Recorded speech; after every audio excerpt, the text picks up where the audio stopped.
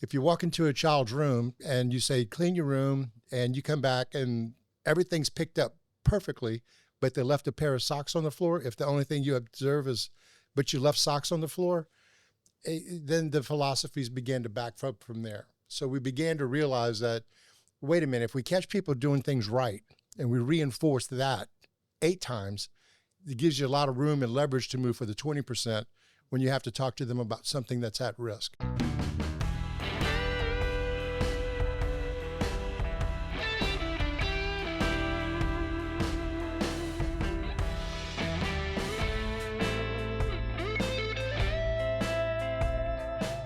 Welcome to AcadianaCasts Presents. I'm your host, Carter Semino. We're going to get to the conversation with Ray Flores in just a bit. He's the owner of Industrial Safety Solutions, and that is who our title sponsor of today's episode is. Let me tell you a little bit about my friends over at ISS. Now, every day, thousands of workers step onto industry work sites, brave, skilled, and ready to get the job done.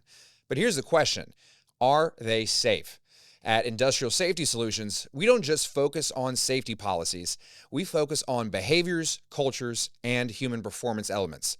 Our top-notch safety professionals build trust with your team, working directly with them to build a culture where everyone looks out for each other. Because getting home safe at the end of every hitch is what matters most. With Industrial Safety Solutions on your site, you're not just getting compliance, you're getting commitment. We bring safety supplies, equipment, and most importantly, a human approach to risk reduction. Our experts work side by side with your team, earning their trust and creating habits that protect them on and off the job. Ready to make safety your priority? Contact Industrial Safety Solutions today and let's secure your teams tomorrow.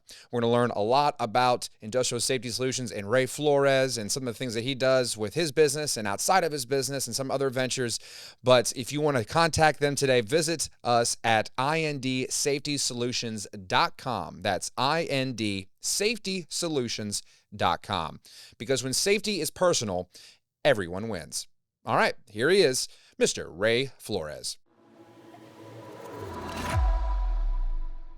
And talking to you in the past, I've told you that my dad was in safety sales. His entire career. Used to mostly sell like SCBAs to fire departments across Louisiana, Oklahoma, Arkansas, Mississippi. Now he's mainly working for 3M, doing more of the industrial side of things. But what got you into the safety business? I didn't really think much about it. When I was a young man, I went to school on a 7-7 program that USL offered. And of course, part of that curriculum had to do with safety, code of federal regulations, that kind of thing. But I spent most of the first 13 years of my oil field career, followed my dad into the industry, went to work on a drilling rig, and then wound up working in production operations for Amoco, which was a great job. And I think I was watching, good company with good people with what was then a good safety program, but people were still getting hurt. And, the sign said, please report all accidents. And when you did report your accidents, sometimes not so nice things happen. So it was kind of counterproductive. So as industry goes on, I began to understand that there were incidents that were happening that were simply not getting reported. And I always thought that was kind of a sad thing, which started pulling me more into cultural identifications of what makes organizations safe, unsafe. Went back to school as a 27-year-old and began studying psychology and communications and understanding the behaviors, and that there was a movement happening in the industry coming out of the West Coast and some of the East Coast philosophies driving behavioral sciences towards safety management. And that's what I focused on. So I went back to school and continued to take industrial psychology, grabbing every industrial technology, grabbing every communications and psychology course that I could that helped me understand fundamentally what's a behavior, then what's an at-risk behavior versus a safe behavior, how do you identify, and then incorporating, Deming's total quality management philosophies embedded in that helps you monitor, measure, and manage. If we can observe it, we can measure it. If we can measure it, we can manage it. and built a company on that in early 90s, focused just on those principles. And then I've been in the industry ever since, and it's evolved a lot. It's cycled back through. So whenever you're starting Industrial Safety Solutions, how do you get your first client? Well, it wasn't Industrial Safety Solutions back then. Okay. I started the organization with a guy named Mike Marino, who was our fearless leader. He was a master's degree, an MBA guy from UL who studied organizational behavior. And he was the one that kind of introduced those concepts to me as I was returning to school. And we popped out and we started a company. And, Mike went on to do his thing in construction industry and at an international level. And I just love the safety business. So I've been anchored in it since that time. So, yeah. So, I mean, it's such a foreign world to me, like the oil and gas world and even, with the risks that come with that. So, when studying and learning and implementing these communication or these pattern behaviors, like what is unique to oil and gas that you guys face when it comes to? Honestly, it's nothing unique. It's a behavior. Humans. Humans is the common factor, right? But behavior is a behavior, whether it's in a refinery or an oil and gas rig or driving an 18-wheeler. So these systems and these processes apply pretty much to any industry. It was the way that we began to implement and maintain the systems. So most of the companies that we were competing with had a great philosophy to design these systems and teach people how to use it and then send them to their locations with a big binder and instructions on how to operate the system. We did that, plus because of my industrial offshore background, I went offshore with the people who were going to be implementing this, and I began walking the platforms with them and just kind of took it to the field level. Before you know it, I'm walking around with cameras and shooting videos and taking pictures, and we're analyzing and seeing what do we like about what we're seeing, what are some identifiable behaviors where we're at risk, and what do we do about them. That's what we did. And I did that first with a couple of small companies for free, just to try to load test the systems and kind of refine our process. And then one day I had an opportunity to talk to some people at Shell, and Shell at that time was just emerging into the Gulf of Mexico with these world-class deep water projects. And we gave them a sales pitch and said, hey, here's how we think we can help. And the first project I went on with Shell was the Auger project, and it was already installed. They had yet to bring first oil in, but it was like the cream of the crop people who were really, really smart, very accomplished in their careers that I had the privilege to work with to help me refine my systems and processes with people who were genuinely interested to understand how can they enhance their own professionalism as well. And that's where we honed our skills. Mm-hmm. And then there were 3 or 4 more deep water projects behind that. It was Auger, Mars, Ram Powell, and Ursa. And once we did those projects, it was kind of like we could just storyboard who we wanted to work with next. Mm-hmm. Well, so you said, kind of backtracking that, some of these philosophies were coming from the West and the East Coasts, probably in academia first, and then, implemented into the workforce. But I'm wondering, like, chicken or the egg thing, like what came first, like federal safety regulations, or did it come from the private sector? No, it came federal regulations holding operators accountable for their incidents became a big deal, recordable incidents. If you had a contractor, in the early days, if you had a contractor, you said, well, we, Dow Chemical or Shell Oil or whoever the company is, we didn't have an accident. It was that contractor had the accident. So the record doesn't go on ours. The record goes on them. And then one day the regulators came in and said, okay, you can't do that anymore. That contractor has an incident on your location. You're held accountable for that incident. Grab your contractors, engage them to support their training initiatives. So that was fundamentally where it started. And then the behavioral sciences have been around for a very, very long time. I mean, probably since the 30s and the 40s, if you really want to go back and do them, trace the origins. But what we learned was that as we move forward, was that observing these behaviors, these particular behaviors, let's just say lifting techniques. Okay. if I said to you, Carter, there are 10 boxes on the wall over there. Can you mind taking those boxes and move them and relocate them to this wall? I would simply watch you pick up the boxes, and then I would observe, like, how many times are you using proper lifting techniques? So I'll just ask you a question. Fundamentally speaking, if I simply said, hey, Carter, can you move those boxes? How many times do you think you would use proper lifting techniques? 0. Okay, so I got a terrible back. I'm going to give you more credit than that. Luckily, our friends at Arise Physical Therapy and Sports Lab have helped me out. Okay, good. So you've had some training and some awareness of it since then, right? Yeah. Okay, so fundamentally, let's just say you would do 5. Let's say you pick up 5 boxes by bending at your knees and, not leveraging your lower back as the mechanism, right? Yeah, probably the first 2 I would do right, and then I would, I'm kind of antsy and impatient. Okay, so we measured. Okay, so 2 times out of 10 times you use proper lifting techniques. So that would be 20%. So what we would say is, Carter, 20% of the time you're lifting things, we see that you're using good lifting techniques. Attaboy, way to go. But we have to understand, how can we get you to 50%, right? So my next question would be, Carter, have you ever had any training in lifting techniques? And if the answer is no, I've never been to a training course. Okay, let's start there. So I send you to a training awareness class. And then you come back the next week and you said, I've been through the lifting techniques class. And I say, great, 10 more boxes showed up. Now go pick them up and move them. And now how many times do you think that you would pick up those 10 boxes using proper lifting techniques? I think I get a solid 8. Okay, great. So we went from 20% to 80%. So you can see the measure. We can observe it. We can measure it. We can manage it. So we now know we went from 20% to 80%. Is 100% realistic? It's certainly achievable, but not necessarily realistic. But I would say if we can hang out at that 80% range, we're probably doing pretty good. Yeah. But then now we rotate, random observations through other people, and now we have a collective observation in our database. So I can tell you specifically, this is where we were. The next week you come back, you go back to 40% because you got in a hurry, or whatever the case may be. But now we have these tools that can help us measure and have some predictive concept of where do we think that next accident is going to occur.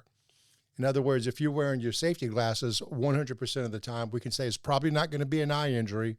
However, we see these lifting techniques are cycling back down. So what do we need to do? We need to increase awareness. How do you maintain awareness?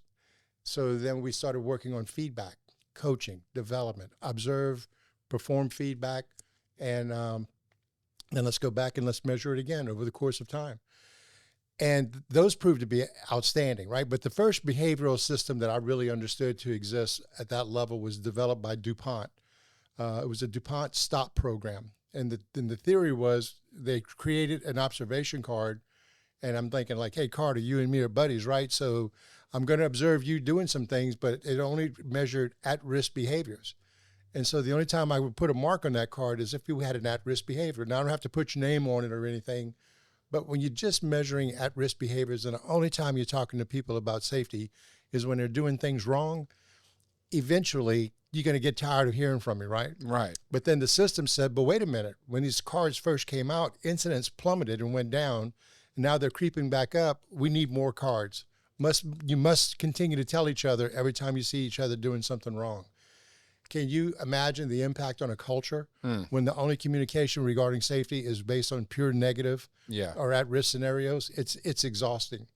So the new principles that were coming out of the West Coast by Dr. Thomas Krause and the Behavioral Science Technology Group were highly inspirational to a lot of organizations like ours that were emerging because they were like, but wait a minute.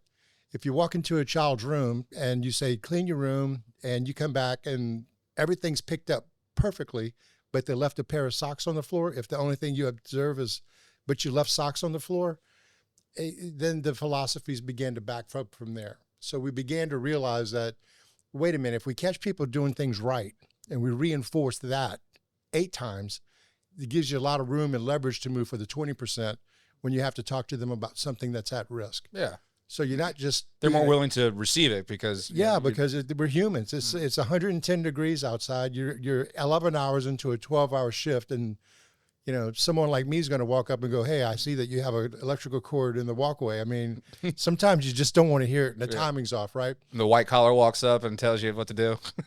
Not good. So we developed systems a long time ago that opened up that level of communication to bring it two-way opening up with the positive, and then ending with but I was concerned about some at-risk behaviors, learning how to use a lot of open-ended questions, so I'm not directing to you, you did this wrong, and if you did it this way, it would be correct. They know. Mm-hmm. So if you just say, is there a better way to do this, and let them kind of talk it out, and they go like, well, yeah, if I would have done this or that and hung it over the walkway, I mean, yeah, that's it. I mean, they just basically self-corrected, adjusted, provided their own feedback, and we just created the awareness. So the next time that individual has to work in an area similar to that, when they think about obstructions in walkways or trip hazards, they're more likely to just think about what they said, not necessarily what we told them. Yeah. And that philosophy began to take hold, and we had great success with it. And then the next tier from that was getting into the paramedic business. Our friends here in Acadiana, I'm sure everybody knows Acadian Ambulance. Sure. They are world-class. They are the tippy top, in my opinion, of the pyramid of all things, medical, especially emergency medical. So we thought that it would be a good idea to compete with them. And we did, but only in remote locations and offshore locations. And the way that we did that, and trust me, I competed with those guys on a very respectful, very open market, right? So we would chat from time to times and, about our what we were doing, what our philosophies were. So they were the first organization, I should say, to basically put paramedics in remote locations, paramedics on a drilling rig, et cetera. And they did, that was a great thing, right? If somebody falls, you have a paramedic, world-class pharmaceuticals, emergency room situation set up with chances are they had we weren't FaceTiming then, but they had some method of working with a medical director to look at what they were doing on Zoom. They wasn't Zoom. I can't even think of the names, how long, it's been so long. Maybe Skype.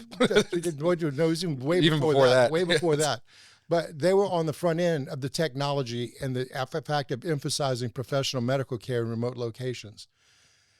So in order for us to be able to compete with that level of service, which, by the way, I don't think I completely understood how sophisticated they were, because I probably would never have done this. It's kind of ignorance is a bliss. But in my mind, it became more about raising the bar in the industry and what can we bring to the industry. So I began to take paramedics who had experience. Some of them previously worked for Acadian or other providers, to come to work in my organization, and we trained them on the safety side, and we trained them on the art of communication and observation and feedback. So now I've got a paramedic on a drilling rig who has instant credibility because he's a paramedic, and everybody knows if I get thumped, that's the guy or the girl that's going to save my butt. Now we have them talking to you in the field about, like, I was noticing you were, climbing the ladder and working at a height, and you weren't tied off. You didn't have any fall protection. That communication could be so well received by those people. And that's what we began to fortify these paramedics with these skills and these tools.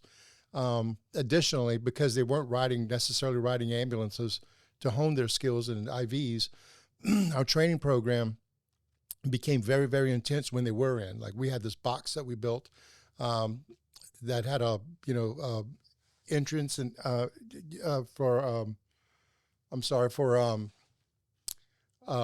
confined space entry and confined space rescue. This box, and we would get the box and we shoot videos of these paramedics going into confined space with their air packs.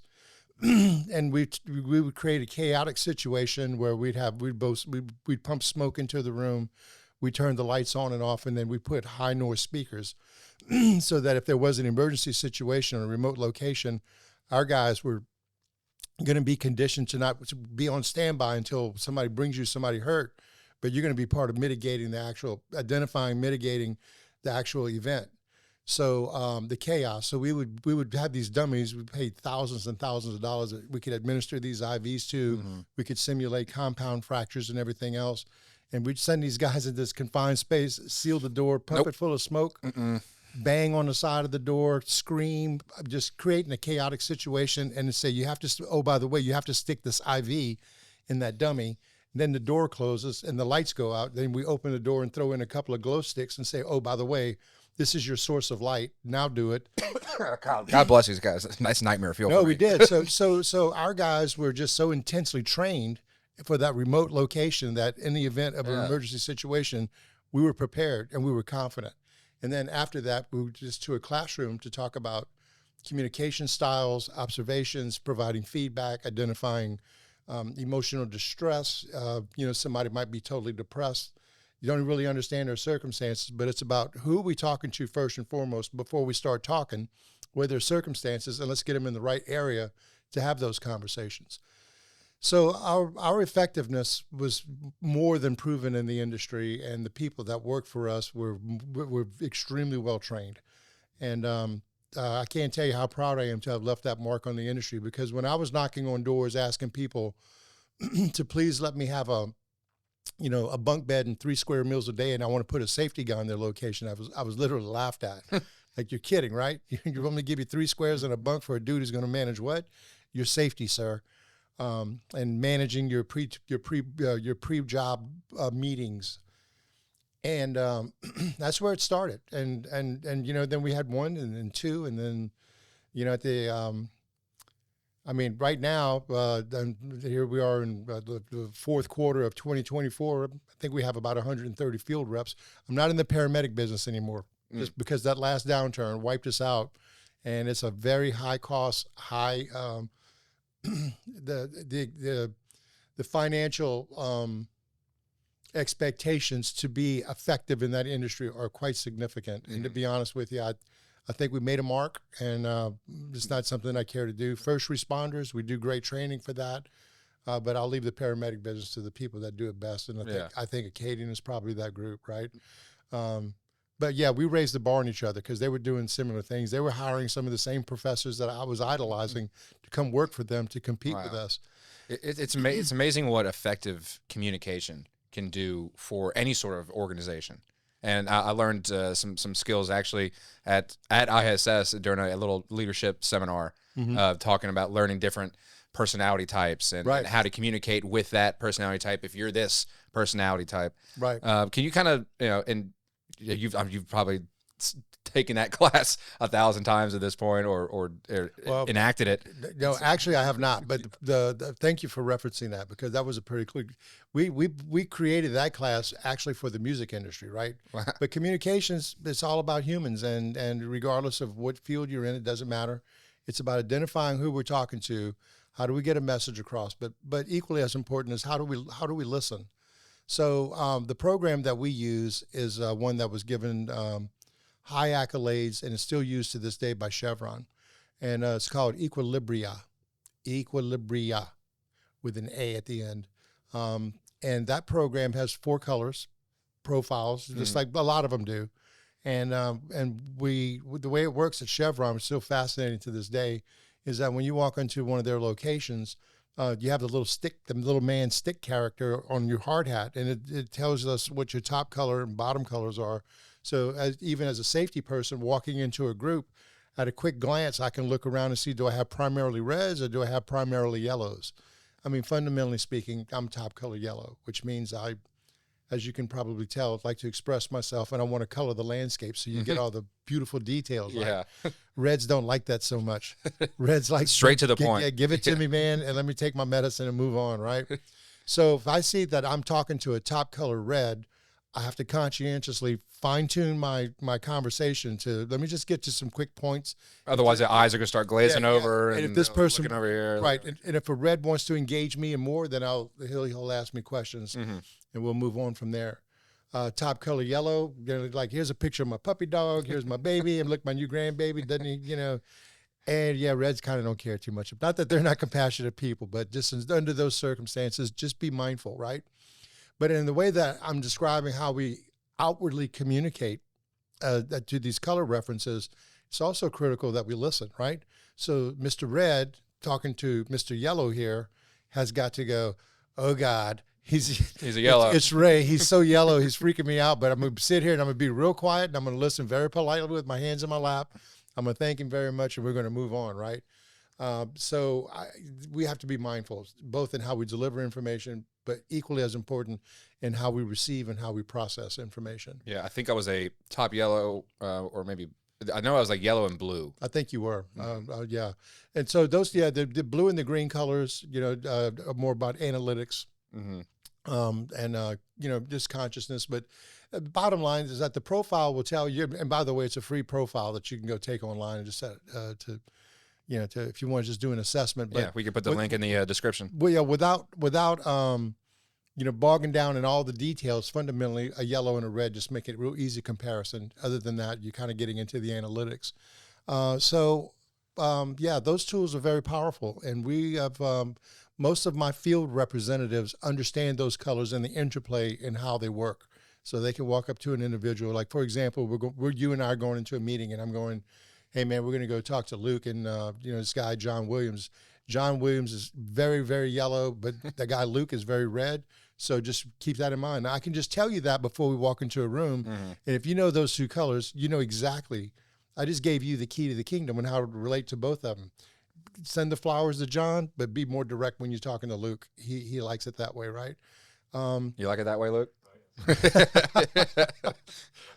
Yeah, you got it. Nailed it. So fundamentally that's how it works. So yeah, all these tools, these communication tools, observation tools, and now the cycle is going from the behavioral sciences and the communication side to industry really wants to understand the human performance element. So like when we know what a behavior is, and we know what an observation is, and we understand the communication tools, but let's back up and figure out this human performance element is what's triggering these behaviors. Why do people conduct these behaviors to begin with? Because sometimes you say, well, he did that or she did that. You might say, oh, how brilliant, or you might say, oh, how unintelligent, whatever the case is. But there's always reasons, right? And one example I'll use is that if I said, quick, Carter, go turn the water valve off. You're going to go turn the valve clockwise, right? Clockwise typically turns things off, and counterclockwise typically opens the valve. Every life experience you've ever had, that's what it told you. But what you didn't know was that valve was manufactured overseas, and it's actually a left thread valve, right? Oh, no. So the whole time that you're trying to close it, you're really opening it. And that's a fact. This happened on one of the most tragic offshore accidents, back in the early 90s, maybe late 80s, the Piper Alpha, because it was a deep water facility that was in rough seas, and it began to list. And when the individual went to open the valve to shift the water balance from one side to the other to bring it in balance, unbeknownst to that individual, they were actually opening the valve and created more, and it turned into a catastrophic event. There's much more to the root cause analysis than that, but that's a fundamental example. Does that make that individual a bad person, or was that individual just leveraging their human performance, which was everything I've ever been taught? Yeah. This is how you do it, right? So we begin to look at it and peeling the layers off, and now we're at the human performance level. Industry is getting real sophisticated, and I think most people, especially those on the outside of the oil and gas industry who might have an unfavorable opinion of our industry, would be shocked to understand how sophisticated many of the systems that we run really are. Well, I definitely got a peek under the hood of not only the industry, but industrial safety solutions and kind of how you guys operate. But kind of shifting gears here, you mentioned that this system, you first implemented it with musicians. Now, you've been very involved with the Blue Monday mission, with Love of People, and you've also started kind of a new side project, Pink Trailer Productions. And I kind of want you to kind of get into that, but tell me if I'm wrong here, but the goal behind it is to create almost an affordable place for young or up-and-coming musicians to have a place to go record in a professional setting and have a nice, either a demo or even an album recorded or EP, whatever it might be, and kind of helping offset those costs at another studio or something like that. Am I on the right page there? Yeah, you're on the right page. I think I'd like to back it up a little bit to explain how we got to where we are. Yeah, please do. So I've always loved music. I've always been kind of a wannabe musician. I can play a little bit of bass, a little bit of guitar, and just enough drums to get me in trouble. But I have fun with it, right? And so I built this little studio one time. We had mixing equipment. I wouldn't say necessarily recording equipment, but we could record. And I invited my musical buddies from Lafayette to come and participate. And I found myself with guys like Major Handy, Lee Allen would come in a couple of times. The old days, David Egan would come by and play piano. So you never knew who was going to show up on a Sunday afternoon. I I'd get somebody to come cook a gumbo or fire up a barbecue pit and turn on the music, the instruments, and we were just having fun. And that was my beginning of like, hey, there's something here, right? And the idea was guys like me who can kind of play a little bit but want to be inspired to step up and play some more. These older musicians were there having fun with us. They were patient, and they were allowing us to kind of just keep cycling until the music shows up, right? And then eventually we had fun, and it was a great experience. Then the industry crashed, and I had to put all that stuff in storage for a long time, and that was back in 15 through 17. In 19 and 20, I began to think about like, okay, I've always had that vision. All of that equipment was in storage. I was aware of the fact that I wanted to start doing something again, maybe with a little bit more of a statement, a little more towards the recording side. And I was made aware of a fact that there was a guy in town by the name of John Williams doing something with these aging blues musicians and Zydeco musicians. And I got to meet John and understand personally, and I thought, oh my gosh, this guy, he's taken the model that I've always dreamed of wanting to operate, and he's actually doing something about it. He's actually bringing these musicians in, and he's actually allowing these younger musicians that are emerging to come up and play 2 or 3 songs on a Blue Monday night with these bands, right? That would be the art of business. That was the art of business. It was crazy, and I looked at it and I was like, oh my gosh, this guy's ringing my bell. He motivated me, John Williams did, and inspired me to get involved, to participate. And the more I saw that model, the more I began to realize that this thing that I wanted to build was now something that could drag along, be a part of the Blue Monday mission, but maybe peel it off where it's going to have its own identity. Sure. So I'm on the phone with a friend of mine one day, who called me up, and he lives in Austin. He's a great singer-songwriter. We grew up together in Franklin. His name is Brent Cormier. And Brent calls me one day and says, well, tell me what's the latest, greatest. And I said, things are good. And a little bit about the business, not so much. But then he said, well, regarding your business, he said, man, you've come such a long way since that little pink trailer you grew up in Franklin. I honestly forgot that anybody even knew I grew up in a trailer that was pink. And so the story there was like, it was a small trailer. It was 8 feet by like 65 feet. It was, my parents and, we were 5 siblings, never needed for anything. It was intensely packed with love. Mom made beans and tortillas and enchiladas. And we were just a happy, warm little family. And he told me, he says, man, he said, that little trailer was just full of love. I mean, we always enjoyed going there. Your mother, your family were always so nice and so gracious. He said, well, so what's next? And I'm like, I think I want to build this recording studio. I have an idea that I want to give people that might not afford the opportunity to record a place to come and lay down tracks and work with, musicians that are local in an event, kind of like I was doing with my jam sessions back in the old days. And he said, man, that's so cool. He says, why don't you call it Pink Trailer Productions, where you're trying to help them make their dreams come true just the same way that yours did, right? There was a lot of magic that came out of that little pink trailer, Ray Flores. And I'm like, it's seared into my skull when he said that. And I'm like, okay, that's it. And so that's how Pink Trailer concept was born. And then seeing what John was doing with Love of People and the Blue Monday mission and getting to become friends with a lot of those guys sealed the deal for me. And so now Pink Trailer exists. It's got its own little building in Youngsville, south of Youngsville. And, we've had a chance to do some pretty good recordings, and I've got some of these great aging, but still good-looking musicians, that want to come play. And Lee Allen is a part of that, and we have Keith Saunier, who used to play with Terrence Simeon on drums. And look, most of those musicians, they all have open invitations to come and play or perform, record on any event.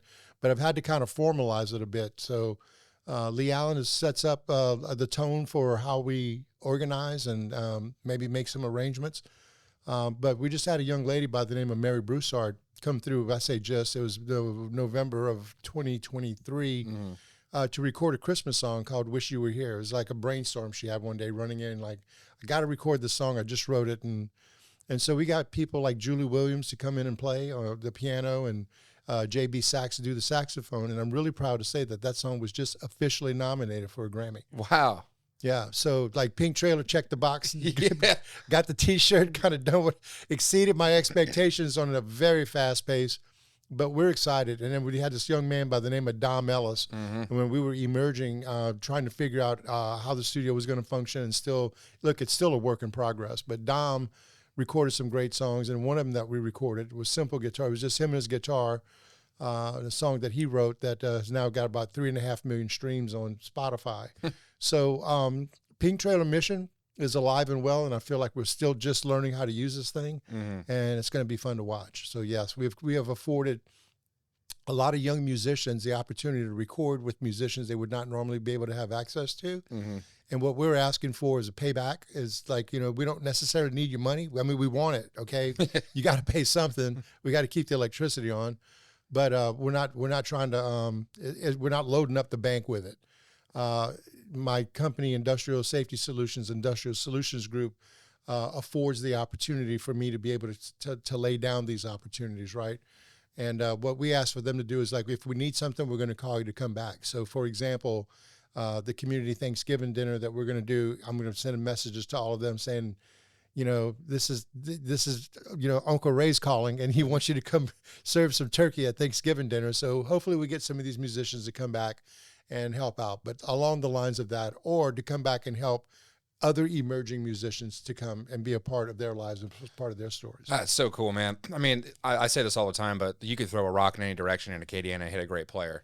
Yes. And to build resources to keep them playing and engaged and inspiring and helping the next generation of artists such as myself, it's so valuable. And you kind of like what you were saying earlier with, you know, how patient some of these guys are with you and other quasi, I guess, musicians, emerging musicians. Yeah. I've experienced that in the very room practicing with the Blue Monday guys. I've been fortunate enough to be able to play on stage with them a couple of times, and I grew up in the wedding scene around the New Orleans area. Both my parents are musicians in their band, and so I've got a lot of playing experience. But it's still intimidating walking into a room with Grammy Award winners and having a lot of Grammy Award winners, yeah. Tons of Grammy nominated, but a lot, Yeah. and a lot of winners. And you're right. And Carter, I've seen you perform with the Blue Monday Band, both in rehearsal and on stage. I got to tell you, man, you know, you do great on stage, but during those rehearsals, when you're just kind of letting it fly, like nobody's watching, that's fun to watch too. And we'd love to have you out. So you have an open invitation to come and, you know, if you want to just come lay down some tracks. I know you have access to all the recording facilities you need, but we just want to create an atmosphere where you can come out and feel comfortable. Yeah, absolutely. I've been there a couple of times. Haven't played there yet, but it's definitely on the to-do list. And I appreciate that. But we'll put some meat on the barbecue for you. Yeah, all right. I love it. Well, you know, kind of getting close to wrapping up. You just mentioned Community Thanksgiving. It's Love of People's 11th annual Community Thanksgiving. This year, our goal is to feed 5,000 people across Acadiana and the St. Landry, Lafayette, and Iberia parish areas. And that's an increase from 3,600 meals that we donated last year, of which you were able to help with a few of them, about 200 so meals.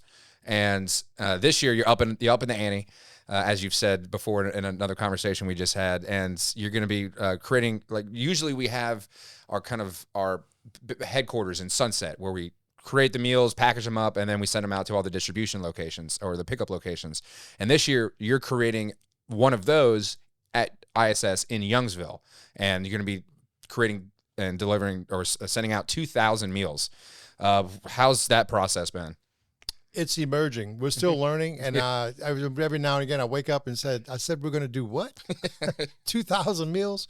Yeah, and you recorded it, and I put it out on YouTube, so it's there. No, you have me on tape, so we have to do it now. Gotcha. Seriously, so the way it worked for me when I was aware of this, I was a supporter on the fringe. I was a contributor to the cause. Last year, I made it out to Sunset with my family, and we actually participated in the event of the meal preps. That was very rewarding. I guess I have to tell you that the part that surprised me was how well organized it was. They knew exactly where you needed to be. You had a designated job, and by 11 o'clock in the morning, you were done, and you could go home with some of those meals and go and have a dinner with your family. So you didn't really miss anything. I mean, look, I'm the traditional guy. I love to wake up early and start the turkey and prep and bake. And, you know, I've just been that way since, you know, I was a kid. But so the departure from that norm is a new tradition can be evolved. And because it was so rewarding for me, I've decided to take it to the next level. I started out there's a little church in my community in Youngsville called the Pleasant Hill Baptist Church. Mm-hmm. It's an aging church. It's historically significant. It's established in 1917. It's a traditional white painted church with the patina tin roof, who, whenever it rains, they have a hard time parking. I drove by one day with some friends and we said, hey, let's go see if we can help this little church out. And so we contribute to try to, to help the church have some sustainability in the sense that water gathers underneath. It can create, floor problems. Mm-hmm. So I began to connect with the little church on that level, and I enjoyed attending their service there from time to time. And they're a wonderful, wonderful little congregation. So 2 years ago, we did 150 meals. I said, look, I'm supporting this organization. You think this church would be interested in distributing 150 meals? And we did. We set them up, and they drove they drove those meals out to their communities. And then the next, last year, I said, let's up the ante. So we did 200 meals. And so to go from 200 to 2,000, so I went to the little congregation the other day and said, hey, we're going to do 2,000 meals. I thought they were going to fall out of the pews. But I explained to them, like, no, it's much bigger operation than that. But I wanted you to understand that the motivation for this to be in Youngsville actually started in this little community church. Mm-hmm. And I thought you guys would be interested to know, and of course to invite them to come and volunteer and to participate, which I think that you probably made some video, if I'm not mistaken, with Reverend Minister Bill Boudreaux. So we're excited about that. And so now we have 2,000 meals to be prepared at my facility, Industrial Safety Solutions. It's on Guernsey Lane in Youngsville. And it's the right facility. You guys came out, and, thanks to Luke for his help and support, and for Chad to come out and help us, kind of assess how we're going to prepare these meals. I feel very confident that we have the right people, we have the right facility, we have the right access to the tools, including pots, burners, and everything else that goes with it. All we need now are the volunteers to come in and help us out. And I feel confident that we're going to have a good show, but I would really need to learn how to appeal to people to say, would you please consider coming out to help? Because you guys have made that easy too, right? Mm-hmm. I mean, you just click on the link and then it shows the schedule of the time that you can commit. Yeah, you go to loveofpeople.org/community Thanksgiving. And you can go and sign up for the Sunset location and the Youngsville location. Makes it super easy to volunteer. And, I've seen in my involvement in the past few years, I've seen families similar to yours go for the first time, start in the morning, packaging these meals. And now they're coming back every single year. They're forming like you said, an evolved tradition. Yeah. And you've already kind of made your call to action to some of your musicians, come visit Uncle Ray on Community Thanksgiving, come help out a little bit. But there's what Love of People does so well is, our mantra is helping others, help others. And a lot of it is through the business community, such as ISS, CBM Technology with Chad Terrio, who you mentioned. We got Rise Physical Therapy and Sports Lab does a lot. Taco Sisters is the ones they're cooking the turkeys. But the business community at large can play a role in this. So what would be any sort of call to action or a message to your fellow businessmen and women across Acadiana? That's a good point. I've said this before in some other interviews that I've done, but I can't emphasize enough how Love of People helps people help people. Mm-hmm. So you don't have to go invent the wheel. The wheel's already invented, and it's got some really nice spokes, and it's got a lot of grease on the axle. All you have to do is grab on, and Love of People can make it very, very easy. First and foremost, Love of People is a nonprofit organization, so the support that you give to them is certainly advantageous at the end of the year when it's time to write those checks to the government. Mm-hmm. Second thing I will tell you is that the resources from Love of People, to include yourself, people like Luke, for example, to come out and help us make sure that we're tight and organized and ready to roll, it makes it easy. So now all I have to do is go to my employees and say, hey, come participate. Now, don't get me wrong. There's some work to be done on our end. I don't want to understate that. And we have, a couple of people in my company for that specifically that are handling that. And that would be Julie Este and Chris LaFleur are the two designated point of contacts that are going to help to make sure that we get this done without issue. But Love of People just makes it easy. And I'm so proud to be associated with this organization. There's so much happening here, from diaper drives to the Blue Monday All-Star, supporting aging musicians. bringing emerging people to the forefront, supporting even Pink Trailer, what I'm doing, and giving ISS, Industrial Safety Solutions, an opportunity to participate as well. It's just a real powerful movement. And I think it makes a statement. I think that this is a model that a lot of people, not just in our community, but it's a model that it could be very well represented across the nation. I'm not saying we're ready to push that button, but this model literally fits anywhere in any community. The part that I want to emphasize on the volunteerism is that when you say volunteers, like my wife sent the video out on her Facebook page before I really had a chance to, to express a request for volunteerisms. And I can't tell you how many people went, Big Ray, cool.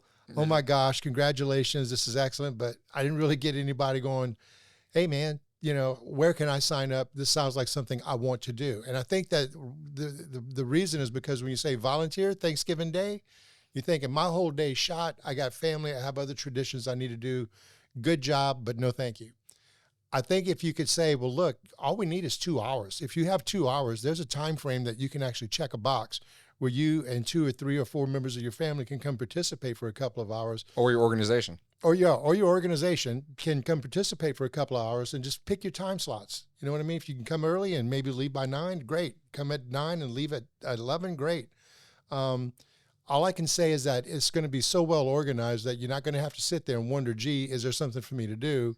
There's going to be very designated tasks that you're going to be able to support.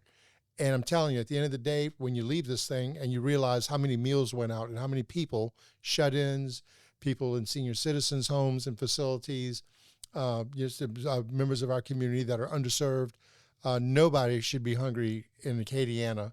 And so the cool part about what Youngsville brings to the table is migrating it out towards the New Iberia, Jeanerette, hitting St. Mary Parish, Western St. Mary Parish, going into Franklin and finding opportunities for them to come to help support.